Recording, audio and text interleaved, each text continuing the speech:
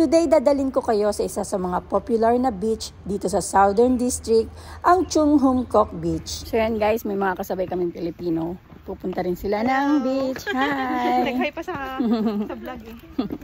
Kung paano pumunta rito ay sumakay lang kayo ng bus 6X sa Central at bumaba kayo sa Chung Hom Kok Beach at pagkababa ninyo ng bus ay mag-turn right lang kayo. Sa dulo niyan ay dead end at kumaliwa kayo may hagdanan dyan pababa at makikita nyo na ang napakagandang beach na ito. So yun guys, nung last kami pumunta rito, hindi siya ganito. So ni-renovate na siya, mayroon na rin siyang playground para sa mga bata doon.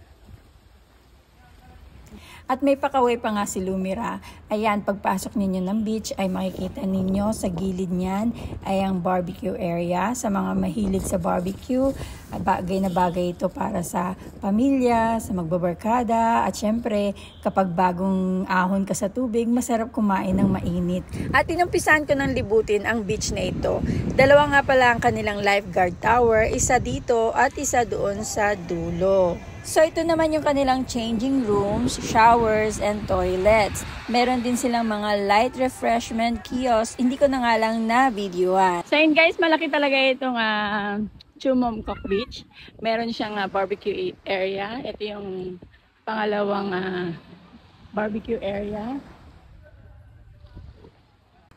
May mga kababayan nga pala tayo mga nagba-barbecue dito at nagbibidyoke. Ni-reduce ko lang yung noise kaya hindi nyo ito naririnig.